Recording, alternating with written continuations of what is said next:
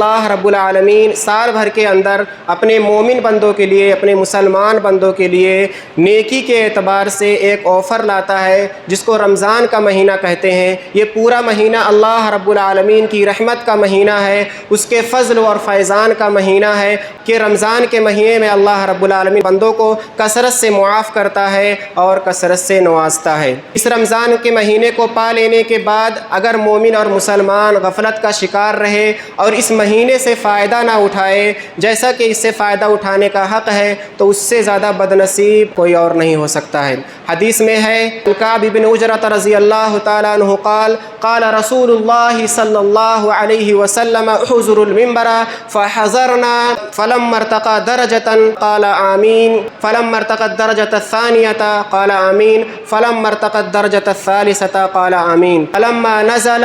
قلنا یا رسول اللہ صلی اللہ علیہ وسلم لقد سمعنا منك اليوم شيئا ما كنا نسمعه فقال رسول الله صلى الله عليه وسلم إن جبريل عرض لي فقال بعد من أدرك رمضان فلم يغفر له فلما رقيت الثانية قال بعد من ذكرت عنده لم يصلي عليك فقلت آمين فلما رقيت الثالثة قال بعد من أدرك أبويه الكبر عنده أو أحدهما فلم يدخلاه الجنة قلت آمین۔ حضرت کعب بن عجرہ رضی اللہ تعالیٰ عنہ سے روایت ہے، وہ کہتے ہیں کہ اللہ کے رسول صلی اللہ علیہ وسلم نے ارشاد فرمایا کہ ممبر لے کر کے آؤ۔ صحابہ کرام نے ممبر پیش کیا، اللہ کے رسول صلی اللہ علیہ وسلم نے جب پہلے زینے پر قدم رکھا تو آپ نے کہا آمین، اس کے بعد جب دوسرے زینے پر قدم رکھا تو آپ نے فرمایا آمین، اور جب تیسرے زینے پر قدم رکھا تو آپ نے کہا آمین۔ جب اللہ کے رسول صلی اللہ علیہ وسلم ممبر سے نیچے اترے تو صحابہ کرام نے کہا اللہ کے رسول صلی اللہ علیہ وسلم آج ہم نے آپ کی طرف سے ایک ایسی بات سنی ہے جو اس سے پہلے ہم نے کبھی بھی آپ سے نہیں سنا، یعنی اس سے پہلے بھی آپ ممبر پر چڑھتے تھے، آپ ہم سے خطاب فرماتے تھے، نصیحت واز کرتے تھے، لیکن اس سے پہلے آپ نے کبھی ایسا نہیں کیا جو آج کیا۔ تو اللہ کے رسول صلی اللہ علیہ وسلم نے ارشاد فرمایا ان جبریل عرض لی فقال بعد من ادرک رمضان فلم یغفر له، بے شک جبریل علیہ السلام میرے پاس آئے اور انہوں نے یہ بد دعا کی کہ جو شخص رمضان کا مہینہ پالے اور اس کی بخشش نہ ہو سکے، جو اپنی مغفرت نہ کرا سکے، اللہ رب العالمین کو راضی نہ کر سکے، اللہ رب العالمین کی طرف سے نیکیوں کا ذخیرہ نہ اکٹھا کر سکے، ایسے شخص کے لیے اللہ رب العالمین کی رحمت سے دوری ہو، اللہ رب العالمین کی طرف سے لعنت ہو، ایسے شخص کے لیے ہلاکت ہو۔ جبریل علیہ السلام کی اس بد دعا پر پیارے نبی جناب محمد رسول اللہ صلی اللہ علیہ وسلم نے آمین کہا۔ اس کے بعد اللہ کے رسول صلی اللہ علیہ وسلم نے فرمایا فلما رقیت الثانیۃ، دوسرے زینے پر میں نے قدم رکھا تو جبریل علیہ السلام نے فرمایا بعد من ذکرت عنده لم يصلی الیک، اس شخص کے لیے لعنت ہو، اس شخص کے لیے ہلاکت ہو کہ جس کے پاس آپ کا ذکر کیا جائے، آپ کا نام لیا جائے اور وہ آپ کے اوپر درود نہ بھیجے، درود و سلام نہ بھیجے، ایسے شخص پر اللہ رب العالمین کی طرف سے لعنت ہو۔ تو میں نے آمین کہا۔ اس کے بعد اللہ کے رسول صلی اللہ علیہ وسلم نے فرمایا فلما رقیت الثالثۃ، جب میں نے تیسرے زینے پر قدم رکھا تو جبریل علیہ السلام نے فرمایا بعد من ادرک ابویہ الکبر عنده او احدهما فلم يدخلہ الجنۃ فقلت آمین، کہ اس شخص کے لیے لعنت ہو، اس شخص کے لیے ہلاکت ہو، اللہ رب العالمین کی رحمت سے دوری ہو اس شخص کے لیے کہ جو اپنے والدین میں سے دونوں کو بڑھاپے میں پالے یا کسی ایک کو بڑھاپے کے وقت پالے، چاہے ماں کو یا باپ کو، پھر ان دونوں کی خدمت کر کے وہ جنت نہ حاصل کر سکے، تو ایسے شخص کے لیے لعنت ہے۔ میں نے اس پر بھی آمین کہا۔ یہ تینوں باتیں بہت ہی اہم ہیں، اور سب سے اہم بات جو سب سے پہلے جبریل علیہ السلام نے بد دعا کی وہ رمضان کے مہینے کے تعلق سے ہے، جو انتہائی زیادہ اہم ہے۔ دعا کرنے والے حضرت جبریل علیہ السلام ہیں، جو اپنی مرضی سے دعا نہیں کرتے بلکہ اللہ رب العالمین کا حکم ہوتا ہے تبھی وہ کوئی بات فرماتے ہیں۔ اسی طریقے سے پیارے نبی جناب محمد رسول اللہ صلی اللہ علیہ وسلم بھی شریعت کے معاملے میں اپنی مرضی سے کوئی بات نہیں کہتے، گویا کہ یہ اللہ رب العالمین کا فرمان ہے، اللہ رب العالمین کی طرف سے یہ حکم جاری ہو چکا ہے کہ جو شخص رمضان کے مہینے سے فائدہ نہ اٹھائے اس سے زیادہ بدنصیب ہلاکت والا انسان کوئی نہیں ہے، بلکہ اللہ رب العالمین کی رحمت سے وہ دور ہے، اللہ رب العالمین کی طرف سے وہ لعنت کا حقدار ہے۔ اسی طریقے سے صحیح الجامع الصغیر کے اندر ایک روایت ہے، حدیث نمبر 1316، حضرت طلحہ ابن عبید اللہ رضی اللہ تعالیٰ عنہ ارشاد فرماتے ہیں کہ دو شخص اللہ کے رسول صلی اللہ علیہ وسلم کی خدمت میں حاضر ہوئے اور دونوں نے بیک وقت اللہ کے رسول صلی اللہ علیہ وسلم کے ہاتھ پر انہیں اسلام قبول کیا۔ دونوں صحابی میں سے جو ایک صحابی تھے ان کے اندر نیکی کرنے کا جذبہ زیادہ تھا، وہ کثرت سے عبادتیں کرتے تھے، یعنی فرائض کو پورا کرنے کے بعد نوافل کا اہتمام کرنے کا جذبہ ان کے اندر زیادہ تھا بنسبت دوسرے صحابی کے۔ پھر جو پہلے صحابی تھے جن کے اندر عبادت کا بہت شوق تھا، وہ اللہ رب العالمین کی راہ میں جہاد کرتے ہیں اور شہید ہو جاتے ہیں، اور دوسرے صحابی وہ 1 سال اور زندہ رہتے ہیں، اس کے بعد ان کا انتقال ہو جاتا ہے۔ حضرت طلحہ بن عبید اللہ رضی اللہ تعالیٰ عنہ فرماتے ہیں کہ میں نے خواب دیکھا اور میں نے دیکھا کہ جس کا انتقال بعد میں ہوا ہے اللہ رب العالمین نے اس کو جنت میں پہلے داخل کیا، اور جو شہید ہوئے تھے ان کو بعد میں جنت میں داخل کیا۔ میں نے یہ خواب جب صحابہ کرام سے بیان کیا تو سارے صحابہ کرام کو تعجب ہوا۔ صحابہ کرام کو تعجب کیوں ہوا؟ اس لیے کہ ان کے اندر نیکیوں کا جذبہ تھا، وہ نیکیوں میں مسابقہ کرتے تھے، وہ ایک دوسرے سے بڑھنے کا جذبہ تھا۔ ہماری طرح نہیں تھا کہ کون نیکی زیادہ کر رہا ہے کون کم کر رہا ہے، ہم سارے لوگ ہی نیکیوں میں پیچھے ہیں، اس لیے نیکی میں بڑھنے کا کسی کو جذبہ ہی نہیں۔ لیکن صحابہ کا معاملہ ایسا نہیں تھا، ان کا معاملہ ایسا تھا کہ وہ ایک دوسرے سے نیکیوں میں سبقت لے جانا چاہتے تھے۔ اس لیے ان کو یہ تعجب ہوا کہ ایک شہید جو اللہ کی راہ میں شہید ہوا ہے، جس نے اللہ کی راہ میں جان دی ہے، اس کے مقابلے میں ایک دوسرا آدمی جو عام موت مرا ہے وہ کیسے جنت میں پہلے داخل ہو سکتا ہے؟ تو اللہ کے رسول صلی اللہ علیہ وسلم نے ارشاد فرمایا الیس قد مکث ھذا بعدہ سنۃ فادرک رمضان فصامہ وصلی کذا وکذا سجدۃ فی السنۃ فلما بینہما ابعد مما بین السماء والارض۔ کیا یہ شخص جو 1 سال تک زندہ رہا، یعنی شہید ہونے والے شخص کے بعد دوسرا شخص جو 1 سال تک زندہ رہا، فادرک رمضان، اس نے رمضان کے مہینے کو پایا، فصامہ، اور رمضان کے مہینے کا روزہ رکھا، وصلی کذا وکذا سجدۃ، اور پورے سال کی اس نے نماز پڑھی۔ اس لیے ان دونوں کے درمیان جو ہے، زمین و آسمان کے درمیان جو فاصلہ ہے وہ فاصلہ درجات میں ان دونوں کے درمیان ہے۔ یعنی ان دونوں حدیثوں سے آپ اندازہ لگا سکتے ہیں کہ رمضان کے مہینے سے کس قدر فائدہ اٹھایا جا سکتا ہے، اور رمضان کا مہینہ ایک مومن کے لیے کس قدر فائدہ مند ہے، رمضان کا مہینہ ایک مومن کے لیے کس قدر اللہ رب العالمین کی رحمتوں سے، اس کے فضل اور فیضان سے بھرا ہوا ہے۔ اگر یہ مہینہ پانے کے بعد بھی اگر آدمی ایسی غفلت میں گزار دیتا ہے، صرف کھانے پینے میں گزار دیتا ہے، سونے میں گزار دیتا ہے، اور صرف سحری اور افطاری کرتا ہے، دن بھر سویا رہتا ہے، نہ نفلیں پڑھتا ہے، نہ فرائض پڑھتا ہے، اور نہ ہی کسی چیز کا اہتمام کرتا ہے، نیک صدقہ و خیرات کا اہتمام کرتا ہے، تو اس سے زیادہ بدنصیب انسان کوئی اور نہیں ہوگا۔ رمضان کو ہم پانے والے ہیں انشاءاللہ کل یا پرسوں سے، ہمارے لیے ضروری ہے کہ ہم اس سے فائدہ اٹھائیں۔ لیکن ہم کیسے اس سے فائدہ اٹھا سکتے ہیں؟ آئیے میں چند باتیں آپ لوگ کے سامنے پیش کرتا ہوں، چند اعمال جن کو کر کے ہم ماہ رمضان سے فائدہ اٹھا سکتے ہیں، ورنہ اگر ہم ان کاموں کو نہیں کرتے ہیں تو یہ رمضان عام دنوں کی طرح آ کر چلا جائے گا ہماری زندگی سے، اور ہم اس سے فائدہ حاصل نہیں کر پائیں گے۔ سب سے پہلا عمل جس کی وجہ سے ہم ماہ رمضان سے فائدہ اٹھا سکتے ہیں، ایمان اور عقیدے کی اصلاح۔ یہ رمضان کے لیے بھی ہے اور پورے سال کے لیے بھی ہے، اور پورے دین اسلام پر عمل کرنے کے لیے بھی ہے۔ یعنی دین اسلام کا کوئی بھی عمل اگر آپ کو کرنا ہے تو سب سے پہلے اپنے ایمان اور عقیدے کی اصلاح کرنا ہے۔ اگر آپ کا ایمان درست نہیں ہے، آپ کا عقیدہ درست نہیں ہے، آپ کے عقیدے میں شرک ہے، بدعت ہے، کفر ہے، تو پورا رمضان آپ عبادت کرتے رہیں، اللہ رب العالمین کے سامنے روتے رہیں، اللہ رب العالمین کے لیے نفلیں پڑھتے رہیں، صدقات دیتے رہیں، آپ تراویح پڑھتے رہیں، کوئی فائدہ حاصل ہوگا نہیں۔ اسی لیے اپنے ایمان کو درست کیجئے، جیسا قرآن و حدیث کے مطابق اللہ کے بارے میں ایمان رکھنا ہے اس طریقے سے ایمان رکھیے، قرآن و حدیث کے مطابق اللہ کے رسول صلی اللہ علیہ وسلم کے بارے میں جو عقیدہ رکھنا ہے وہ عقیدہ رکھیے، اپنے آپ کو شرک سے، کفر سے، بدعتوں سے بچائیے، تب جا کر کے آپ رمضان سے فائدہ حاصل کر سکتے ہیں۔ اور دوسرا عمل اپنی نیتوں کو خالص کرنا ہے، اخلاص پیدا کرنا ہے۔ یعنی رمضان کے مہینے میں ہم یہ سوچ کر کے عبادت کریں کہ اللہ رب العالمین ہم سے راضی ہوگا، اللہ رب العالمین ہم سے خوش ہوگا، اللہ رب العالمین ہم کو ثواب دے گا، ہم کو معاف کرے گا، ہمارے درجات بلند کرے گا۔ کسی دنیا والوں کو دکھانے کے لیے، اپنے گھر والوں کو دکھانے کے لیے، لوگوں میں شہرت پانے کے لیے، یا لوگ کہیں کہ ہاں کتنا اچھا ہے، رمضان میں کتنا نیک بن کر کے چل رہا ہے، اس کا مطلب یہ بہت اچھا آدمی ہے، یعنی لوگوں کو دکھانے کے لیے ذرہ برابر بھی جذبہ دل میں نہیں آنا چاہیے۔ نیت بالکل خالص ہونی چاہیے کہ اللہ رب العالمین دیکھ رہا ہے، ہم اللہ تعالیٰ کو خوش کر رہے ہیں۔ اگر نیت میں گڑبڑ ہوتی ہے تو گویا کہ آپ کا رمضان پورا برباد ہو جائے گا۔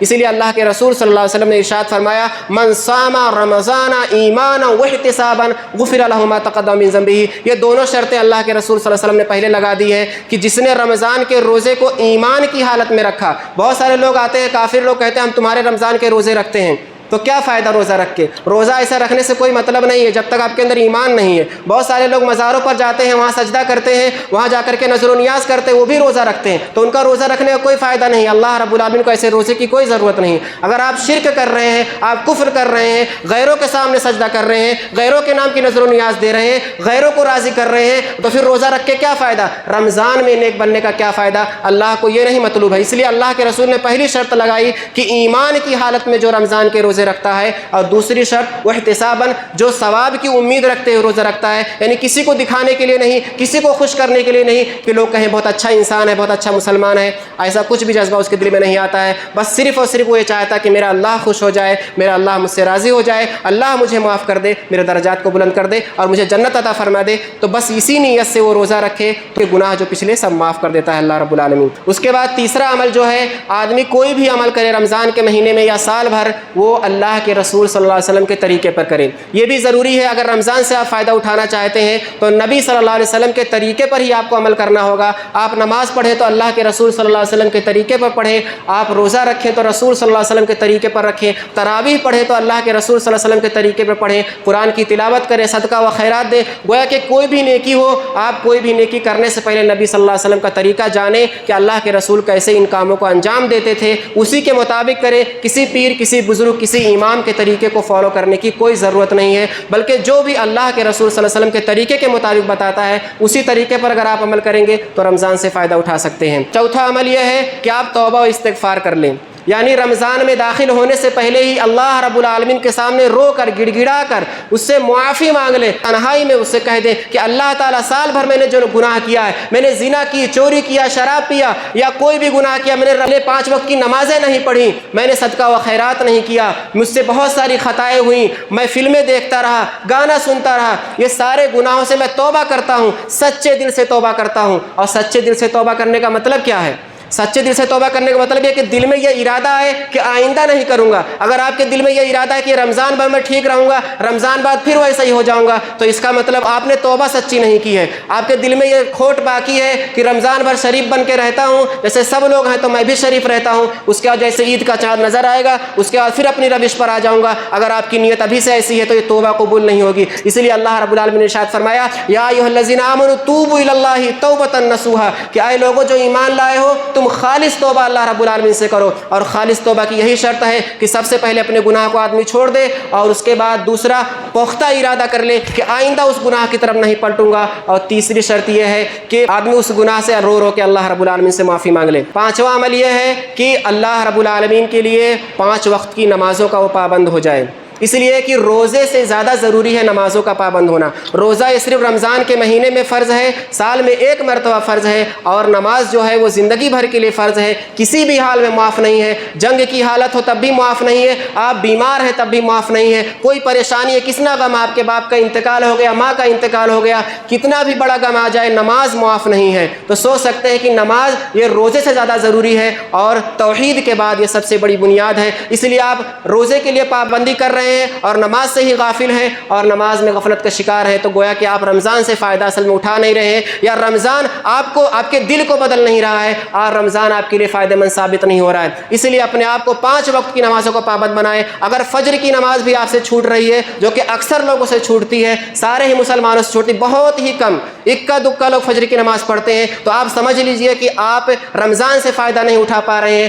رمضان آپ کا دل بدل نہیں پا رہا ہے، اور آپ ایسی عام دنوں کی طرح رمضان کو بھی گزار دے رہے ہیں۔ اس لیے کوئی بھی نماز کبھی بھی چھوٹنی نہیں چاہیے، نہ رمضان کے مہینے میں اور نہ ہی رمضان کے بعد۔ چھٹا عمل یہ ہے کہ رمضان کے روزے رکھیں۔ رمضان کی اصلی عبادت جو ہے وہ روزہ ہی ہے، جیسا کہ اللہ رب العالمین نے ارشاد فرمایا، یا ایھا الذین آمنوا کتب علیکم الصیام کما کتب علی الذین من قبلکم لعلکم تتقون، کہ اے لوگوں جو ایمان لائے ہو تمہارے اوپر روزے فرض کیے گئے ہیں جیسا کہ تم سے پہلے کے لوگوں کے اوپر فرض کیا گیا، تاکہ تم متقی اور پرہیزگار بن جاؤ۔ تو روزہ یہ رمضان کی سب سے اصلی عبادت ہے، سب سے اہم عبادت ہے، اس لیے خود کو روزے کا پابند بنائیں۔ کوئی بھی بہانے سے ذرا سی تکلیف ہو، بہانہ لے کر کے نہ بیٹھ جائے کہ ہم روزہ نہیں رکھ سکتے ہیں، کسی کو کھلا دیں گے۔ بہت ہی سخت بیماری ہو جو کہ اللہ رب العالمین جانتا ہے، آپ لوگوں کو دھوکہ دے سکتے ہیں، اپنے نفس کو دھوکہ دے سکتے ہیں، اللہ کو دھوکہ نہیں دے سکتے۔ اللہ سب حالات جانتا ہے، اس لیے اللہ سے ہوشیاری کرنے کی ضرورت نہیں ہے۔ اللہ رب العالمین ساری باتیں جانتا ہے، اس لیے وہ اللہ جانتا ہے کہ آپ روزہ رکھنے کے لائق ہیں کہ نہیں۔ اگر آپ ہیں अपने आप से पूछिए और रोज़ा रखिए, रोज़े में ज़र्रा बराबर भी कोताही मत कीजिए, तो आप रमज़ान से फ़ायदा उठा सकते हैं। सातवां अमल यह है कि रोज़ा रखते हुए आप किसी भी गुनाह का इर्तिकाब ना करें, ना सगीरा गुनाह का इर्तिकाब करें, ना कबीरा गुनाह का इर्तिकाब करें। आपकी ज़बान से कोई भी गंदी बात निकलनी नहीं चाहिए, ना झूठी बात निकलनी चाहिए, ना ही किसी के लिए गाली गलौज निकलना चाहिए, ना ही लड़ाई और झगड़े की बात निकलना चाहिए। अल्लाह के रसूल सल्लल्लाहु अलैहि वसल्लम ने इरशाद फरमाया, मन लम यदअ क़ौल ज़ूरी वल अमल बिही वल जहला फलैसा लिल्लाहि हाजतुन अन यदअ तआमहु व शराबहु। तो शख्स झूठी बात पर अमल करना ना छोड़े और जहालत की बातों को ना छोड़े। फलैसा लिल्लाहि हाजतुन अन यदअ तआमहु व शराबहु, तो अल्लाह रब्बुल आलमीन को कोई ज़रूरत नहीं है कि वो अपना खाना और पीना छोड़ दे। गोया कि खाना और पीना छोड़ना एक अलामत है। रोज़ा असल जो है वो गुनाहों को छोड़ना है। असल रोज़ा यह है कि आप गुनाहों को छोड़ रहे हैं, ज़िना को छोड़ रहे हैं, शराब को छोड़ रहे हैं, गुटखा और बीड़ी को छोड़ रहे हैं, सिगरेट को छोड़ रहे हैं, फिल्मों को छोड़ रहे हैं, गानों को छोड़ रहे हैं, लोगों से लड़ाई झगड़ा छोड़ रहे हैं, गीबत करना छोड़ रहे हैं, चुगली करना छोड़ रहे हैं, शिर्क और कुफ्र सारे गुनाहों को छोड़ रहे हैं, तो ये आप रोज़ा रख रहे हैं। उसकी अलामत जो है वो भूखा प्यास, यानी भूख प्यास ये अलामत है, और रोज़ा रखना जो है वो गुनाहों को छोड़ना है। आप अगर सिर्फ भूखे प्यासे हैं, किसी से लड़ रहे हैं, किसी की गीबत कर रहे हैं, 2-3 लोग बैठे हैं और दूसरे का तस्करा आपकी महफिल में चल रहा है, तो गोया कि आपका रोज़ा आपके लिए फ़ायदेमंद नहीं है। इसलिए रमज़ान में ख़ास तौर पर एहतमाम कीजिए कि 2-3 लोग इकट्ठा कभी मत बैठिए, क्योंकि अक्सर लोगों की आदत यही है, 2 लोग इकट्ठा होंगे तो बात तीसरे की करेंगे और आपका रोज़ा ख़राब हो जाएगा। इसलिए रमज़ान में खामोशी को लाजिम पकड़िए, तन्हाई को लाजिम पकड़िए और सिर्फ इबादत की इरादे से कहीं भी जाइए, कहीं भी आइए, किसी सिर्फ और सिर्फ ज़रूरत के वक्त बात कीजिए। इसलिए कि अगर वैसे भी टाइम पास के लिए बात करेंगे तो आपकी बातों में गीबत आ जाएगा, चुगली आ जाएगी और आप किसी और का तज़किरा छेड़ करके अपने रोज़ा ख़राब कर लेंगे। इसलिए रमज़ान में ख़ास तौर से ये ख्याल कीजिए कि किसी भी महफिल में शरीक मत होइए, 2-3 लोग आपस में बैठ करके बातें मत कीजिए, और बात करना है तो सिर्फ दीन की बात कीजिए या नेकी की बात कीजिए। 8वां अमल यह है कि आदमी कुरान की तिलावत करे। रमज़ान और कुरान का ये ख़ास ताल्लुक़ है और कुरान मजीद की वजह से ही रमज़ान की अहमियत है। अल्लाह रब्बुल आलमीन ने इरशाद फरमाया, शहरु रमज़ान अल्लज़ी उन्ज़िला फ़ीहिल कुरान हुदल लिन्नास व बय्यिनातिन मिनल हुदा वल फ़ुरक़ान, कि रमज़ान का महीना ही वो महीना है जिसके अंदर अल्लाह रब्बुल आलमीन ने कुरान मजीद को नाजिल फरमाया है। तो कुरान का नुज़ूल जो है ये रमज़ान से इसका ख़ास ताल्लुक़ है। इसलिए कुरान तो साल भर पढ़ना है, साल भर उसकी तिलावत करना है, उसको समझना है, उसमें अल्लाह रब्बुल आलमीन हमारे लिए क्या हुक्म नाजिल कर रहा है उसको जानना है, सीखना है, उस पर अमल करना है। लेकिन रमज़ान के महीने में उसका ख़ास एहतमाम होना चाहिए। जिसको कुरान अच्छे से पढ़ना आता है, बिल्कुल रफ्तार से पढ़ लेता है, उसको कम से कम 3-4 मरतबा ख़त्म करना चाहिए। जो अटक अटक कर पढ़ता है तो कम से कम वो इरादा कर ले कि 1 मरतबा तो लाजमी ख़त्म करे, चाहे जैसे ख़त्म करे। और जिसको बिल्कुल भी पढ़ना नहीं आता है तो सीखने की कोशिश करे, और नहीं सीख सकता है तो सुने, जिसको पढ़ना आता है उससे सुने, क्योंकि सुनने से भी सवाब मिलता है। लेकिन अब बहाने से बच नहीं सकते हैं कि मुझे पढ़ना नहीं आता है तो मैं गाफिल रहूँ, ऐसा नहीं चलेगा। 9वां अमल यह है कि आदमी तरावीह का एहतमाम करे। अल्लाह के रसूल सल्लल्लाहु अलैहि वसल्लम ने इरशाद फरमाया, मन क़ाम रमज़ान ईमान व इहतिसाबन गुफ़िर लहु मा तक़द्दम मिन ज़ंबी, कि जो रमज़ान के महीने में क़ियाम करता है, तहज्जुद पढ़ता है, तरावीह पढ़ता है, तो उसके पिछले गुनाह माफ़ कर दिए जाते हैं। तो तहज्जुद जो है अल्लाह रब्बुल आलमीन की क़ुर्बत का ज़रिया है, क्योंकि रात में उठ करके तहज्जुद पढ़ना अल्लाह ताला को बहुत ज़्यादा पसंद है कि बंदा खालिस नीयत से उठा है, कोई नहीं देख रहा है, तन्हा है घर में और वो पढ़ रहा है, अल्लाह रब्बुल आलमीन को मना रहा है, माफ़ी मांग रहा है, उसको राज़ी कर रहा है, तो अल्लाह ताला को बहुत ज़्यादा पसंद है। और रमज़ान के महीने में अल्लाह ताला को ख़ास तौर पर पसंद है, क्योंकि कुरान के नुज़ूल का भी महीना है और अल्लाह रब्बुल आलमीन की रहमत व बरकतों का महीना है, मग़फ़िरत का महीना है। अल्लाह ताला बंदों को मुआफ़ करते रहता है रमज़ान के महीने में, इसलिए आप क़ियामुल लैल का ख़ास तौर पर एहतमाम करें। उसके बाद 10वां अमल यह है कि सदका व खैरात कसरत से करें। सदका व खैरात अल्लाह रब्बुल आलमीन के गुस्से को ठंडा करता है, अल्लाह रब्बुल आलमीन को राज़ी करने का बहुत ही बड़ा ज़रिया है। आम महीनों में भी सदका खैरात करना चाहिए, लेकिन रमज़ान के महीने में ख़ास तौर पर इसका एहतमाम करना चाहिए, इसलिए कि रमज़ान के महीने में अल्लाह के रसूल सल्लल्लाहु अलैहि वसल्लम नेकियों की तरफ ज़्यादा सबक़त करते थे, तो हम उनके उम्मती हैं, इसलिए हमारे लिए लाजिम और ज़रूरी है कि रमज़ान महीने में सदका व खैरात कसरत से करें। और सदका व खैरात में सारे गरीबों का ख्याल रखें, और सबसे अहम जो सदका व खैरात है कि किसी एक रोज़ेदार को डेली आप इफ्तार कराएं। अगर अल्लाह रब्बुल आलमीन ने आपको नवाजा है तो किसी भी रोज़ेदार को आप इफ्तार ज़रूर कराएं, इसलिए कि आप दिन भर रोज़ा रखते हैं, जो रोज़ा रखने का आपको सवाब मिला है उसी के बराबर آپ کسی ایک روزے دار کو افطاری کرا دیں، پورا کا پورا ثواب اللہ رب العالمین آپ کو دے دیتا ہے، اور اس روزے دار کے ثواب میں کم نہیں ہوتا۔ یہ صرف اللہ کا فضل ہے، اس کا احسان ہے کہ اللہ تعالیٰ نواز رہا ہے اور ہم کو حاصل کرنا چاہیے۔ اللہ کے رسول صلی اللہ علیہ وسلم ارشاد فرماتے ہیں من فطر صائما کان له مثل اجرہ غیر انہ لا ينقص من اجر الصائم شیء، کہ جو کسی ایک روزے دار کو افطار کراتا ہے تو اللہ رب العالمین اس کو اسی کے روزے دار کے اجر کے برابر اس کو اجر دے دیتا ہے، روزے دار کے ثواب میں ذرا برابر بھی کمی نہیں ہوتی۔ اسی لیے کسی ایک روزے دار کو تو ضرور افطار کرائے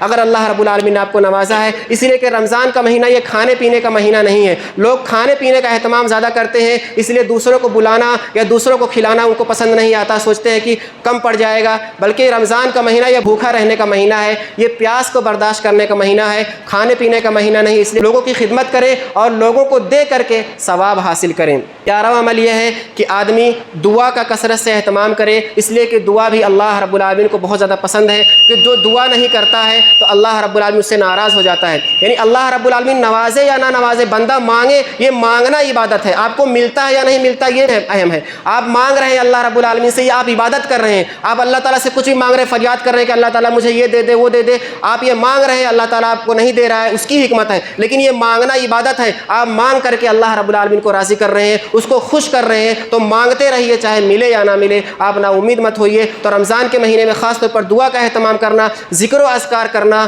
یہ آپ کے لیے لازم اور ضروری ہے تاکہ رمضان سے آپ فائدہ اٹھائیں۔ اور 12واں جو ہے لیلۃ القدر کو آپ جاگ کر کے بیدار رہ کر کے عبادت کیجئے، اس لیے کہ لیلۃ القدر جو ہے وہ ایک عمر کا ثواب آپ کو مل جاتا ہے۔ یعنی آپ کی عمر جو ہے 60-70 سال، زیادہ سے زیادہ اللہ کے رسول نے فرمایا کہ میری امت کی عمر جو ہے وہ 60 اور 70 سال کے درمیان ہے، لیکن لیلۃ القدر آپ ایک رات جاگ لیتے ہیں، آپ کو 83 سال سے زیادہ عبادت کرنے کا ثواب مل جاتا ہے۔ اللہ رب العالمین قرآن مجید کے اندر ارشاد فرماتا ہے انا انزلناہ فی لیلۃ القدر وما ادراک ما لیلۃ القدر لیلۃ القدر خیر من الف شہر۔ لیلۃ القدر جو ہے وہ 1000 مہینوں کی عبادت سے بہتر ہے، اور 1000 مہینہ جو ہوتا ہے وہ 83 سال سے زیادہ ہوتا ہے۔ گویا کہ آپ کو اس کو سونے میں یا بات چیت کرنے میں، خاص طور پر لوگ جب لیلۃ القدر میں جاگتے ہیں تو بات چیت زیادہ کرتے ہیں، دوسروں کے پاس بیٹھنا ہی نہیں، آپ کو تنہائی میں عبادت کرنا ہے، قرآن پڑھنا ہے، دعائیں کرنا ہے، مغفرت مانگنا ہے، رونا ہے، گڑ گڑانا ہے، اللہ کو راضی کرنا ہے۔ آپ ایک آنسو بھی اگر اللہ تعالیٰ کو یاد کر کے بہا دیں گے تو اللہ رب العالمین آپ سے راضی ہو جائے گا۔ تو آپ لوگوں کے ساتھ مت بیٹھیے، تنہائی میں بیٹھیے، آپ کو اللہ کو یاد کیجیے، اس کو منائیے اور لیلۃ القدر کو ضرور پائیے تاکہ آپ کو پاس ثواب کا ذخیرہ ہو جائے اور اللہ رب العالمین آپ راضی ہو جائے۔ اور اس رمضان مغفرت کو ضرور حاصل کیجیے، ورنہ ہمارے لیے اللہ کے رسول صلی اللہ علیہ وسلم کی بد دعا ہے۔ آخر میں اللہ رب العالمین سے دعا ہے کہ اللہ تبارک و تعالی ہمیں شرک و کفر سے بچائے تاکہ ہم رمضان کے مہینے سے فائدہ اٹھا سکیں، ہماری نیتوں کو خالص کرے تاکہ ہم خالص اللہ رب العالمین کے لیے رمضان کو گزاریں، کسی اور کو دکھانے کے لیے، کسی اور کو خوش کرنے کے لیے نہ گزاریں، اور رمضان کے تمام اعمال جو ہیں ان اعمال کو ہم شوق سے کریں۔ آمین۔ وآخر دعوانا الحمد للہ رب العالمین۔